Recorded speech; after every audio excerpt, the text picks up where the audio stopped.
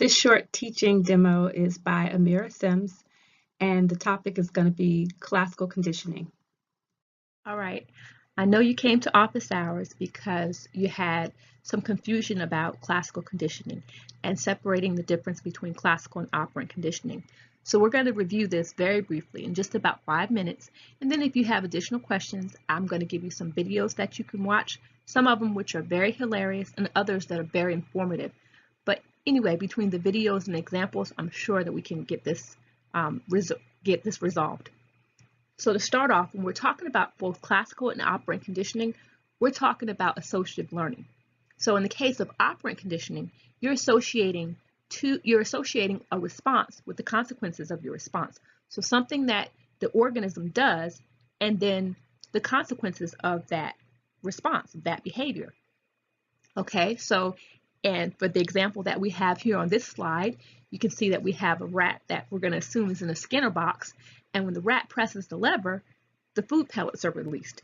So in this case, the behavior is pressing the lever, and the consequences is a primary positive reinforcer. It's getting some food. Okay, and as you remember from our discussion in class, a positive reinforcement with positive reinforcement, you're increasing the probability that the organism is going to engage in that behavior again. Okay, so with operant conditioning, you're really talking about associating the response with the consequences of that response. This is different than with classical conditioning. So with classical conditioning, you're associating two stimuli.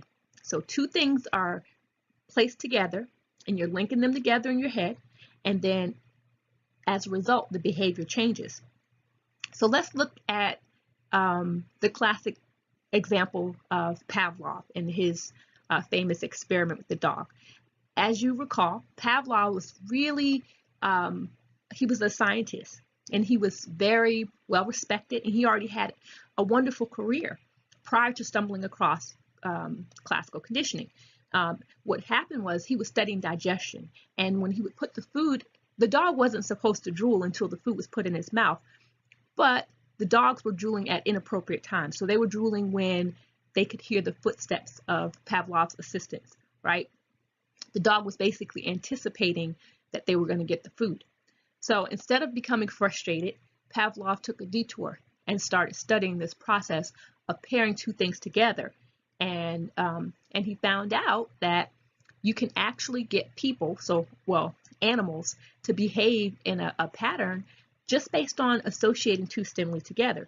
So in the case of his classic experiment, he had a tone that was paired with meat powder, and after those two stimuli were paired together a sufficient amount of time, he could present the tone alone, and the dog would salivate. So you can see that the two stimuli were the tone and the meat powder, and then the response was salivation. Let's take a quick look at the next slide, and I'm going to go over these elements of classical conditioning in a little bit more detail. And so when we talk about the elements of classical conditioning, we're talking about the UCS, UCR, the NS, the CS, and the CR. Those are the elements that we're referring to. Okay, so now we're going to look more closely at the elements of classical conditioning.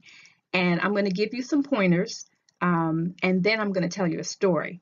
And I'm going to leave this slide up here so you can kind of make a connection between the story I'm telling you and Pavlov's experiment. Okay, so when you see a U, think of a U as before learning has occurred. Okay, so whether it's a UCS or a UCR, it's before learning has occurred. So it's nature, it's natural. Okay, when you see a C, this is after learning has occurred. So C stands for conditioned. Okay, when you see an S, S stands for stimulus. A stimulus is something that sparks you. A stimulus is something that's going to elicit a behavior. Okay, so we see S, it's the spark. And then an R stands for a reaction. A reaction is basically a behavior. So if you put it all together, a UCS is a before learning spark, and it will elicit a UCR, a before learning reaction. And you want to keep the UCS and the UCR together like a math equation. The CS and the CR go together. So a CS is an after learning spark that will elicit an after learning reaction. Now, the neutral stimulus is something that is novel, it's something that is neutral. It doesn't bring about any feelings of positive or negative. It's like if you have your car in neutral, you're not going anywhere. Even in our slide here, the dog hears the tuning fork and he's like, what's that? He's neutral. And essentially in classical conditioning, remember we said this is associative learning, and it's all about making connections. So you're going to associate that neutral stimulus with the UCS, and you're going to have to do a number of pairings in order for the neutral stimulus to transform and become a CS, a conditioned stimulus. So the example that I'm going to give you is, it's a true story. Several years ago, my ex-husband and I used to frequent a restaurant called Bamboo. And this restaurant was a Vietnamese restaurant that had delightful food. And so we go there one day, and I ordered a dish that was just as good as it always is. But my ex ordered a dish, he tried something new, and he decided to go with these noodles that happened to be rather large, and they were slimy. So as soon as he took a bite of the slimy noodles, he felt like he wanted to upchuck. Now, my food was good. We finished our date, and it seemed inconsequential. Well, a few days later, I said, hey, babe, do you want to go to Bamboo? And as soon as I asked him if he wanted to go to Bamboo, he was like, he had a gag response. Now, this is a perfect example of classical conditioning, in particular taste aversion, and it happened very rapidly. Notice that the connection was just a one-time pairing, whereas usually you have to associate the neutral stimulus and the UCS many times. In the case of taste aversion, it happens very swiftly. We're going to go to the next slide and go over the answers, and I know that you got the right answer, but we're going to do a couple of different real-world examples so we can make sure that we're on the same page and that you really understand what classical conditioning is about and how this applies to you.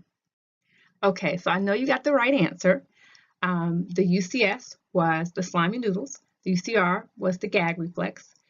The neutral stimulus was Bamboo, which was paired with the UCS, and so Bamboo became a CS, and it elicited a CR, gagging in response to Bamboo.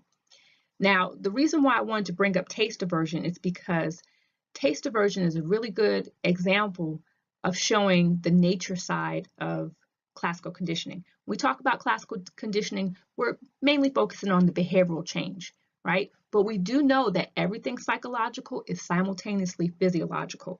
So there are changes occurring at another level when you classically condition an animal or a human.